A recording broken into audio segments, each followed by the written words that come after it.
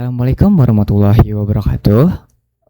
Perkenalkan, nama saya Muhammad Fajar Ali Rohman dari kelas R8H dengan NPM 2022-43-500-852. Pada video ini, saya akan mensimulasikan hasil implementasi website sistem pendukung keputusan penentuan prioritas penanganan gangguan jaringan telekomunikasi menggunakan metode SMART. Sebelumnya saya akan menjelaskan sedikit tentang website ini. Jadi, website ini dikembangkan untuk membantu proses penentuan prioritas penanganan gangguan jaringan secara objektif, cepat, dan terstruktur.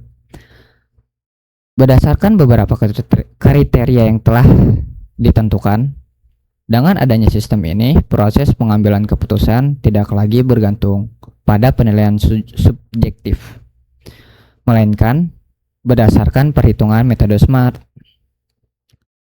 Pertama, saya akan menampilkan halaman login. Pada halaman login ini, pengguna harus memasukkan username dan password yang telah terdaftar untuk mendapatkan akses sistem. Tujuannya adalah menjaga keamanan data dan memastikan bahwa hanya pengguna yang memiliki hak akses yang dapat menggunakan aplikasi.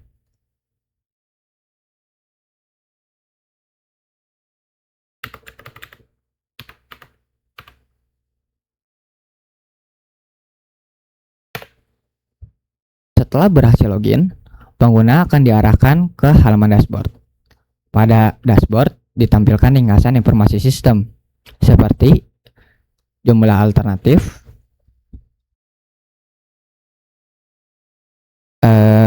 total gangguan aktif, prioritas tinggi, dan total kriteria.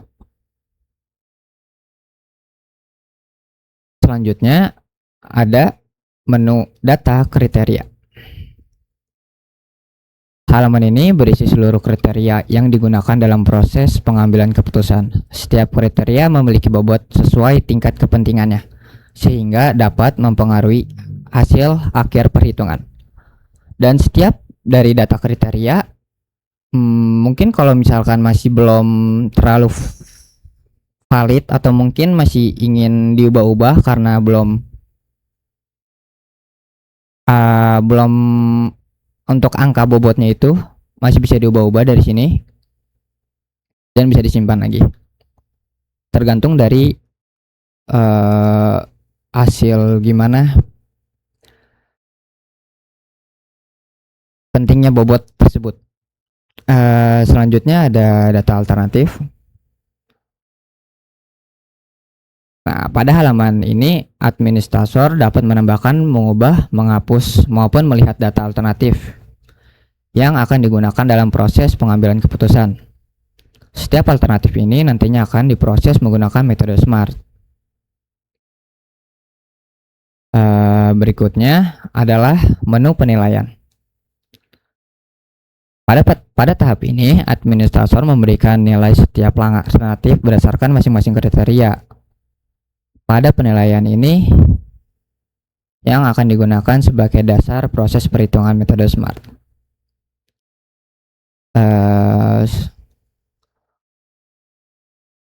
Di sini kita bisa melihat perhitungan dari matriks keputusannya. Di sini ada dari data alternatif, dan kalau misalkan kita bisa pencet di sini ada button buat mencet hitung SMART. Nah, di sini akan lanjut ke langkah yang pertama. Tadi kan langkah sebelum itu adalah metrik keputusan kan. Dan langkah pertama ini adalah normalisasi bobot lo. Nah, normalisasi bobot ini yang ada di data kriteria tadi. Nah, kita bisa mencet di sini lanjut untuk langkah kedua atau buat mencari nilai utility-nya. Nah, di sini ada nilai utility dari semua data alternatif. Nah, di sini bisa lanjut lagi untuk ke langkah terakhir atau bisa dibilang untuk mencari nilai akhir. Nah, untuk nilai akhir dari semua data alternatif, dan ini yang paling atas adalah yang paling diprioritaskan. Nah, kita mungkin scroll ke bawah, di sini ada untuk melihat hasil perankingan, atau bisa dibilang yang paling dijaga. Kalau misalkan kalau bisa tuh jangan sampai gangguannya bisa terjadi gitu. Nah, di sini ada hasil ranking. Yang pertama ada server academic down. Di sini juga ada internet kampus mati yang kedua. Yang ketiga ada server kampus down. Dan ini perbandingan nilai smartnya. Dan di bawah ini ada tabel ranking lengkapnya. Nah, prioritasnya tuh seperti yang tadi saya bilang sebelumnya. Kalau misalkan sangat tinggi berarti sangat diprioritaskan. Dan ini akan menurun sampai ke yang paling rendah. Dan di sini juga ada keterangan prioritasnya kok. Nah, selanjutnya kita akan langsung lanjut ke laporan. Nah, di laporan ini kita ada beberapa data. Pertama, kayak mungkin ada 5 data ya. Ada data kriteria, data alternatif, metrik keputusan, LM utility, sama hasil ranking dan prioritas. Di sini bisa dibagi ke beberapa data aja yang diperluin, tergantung dari kebutuhannya masing-masing. Dan di sini saya mungkin butuh cuman kayak 10 aja buat sebagai contoh ya. Di sini untuk kalau misalnya kita mau cetak, kita tinggal cetak. Dan ini hasil tampilannya kalau misalkan mau di print.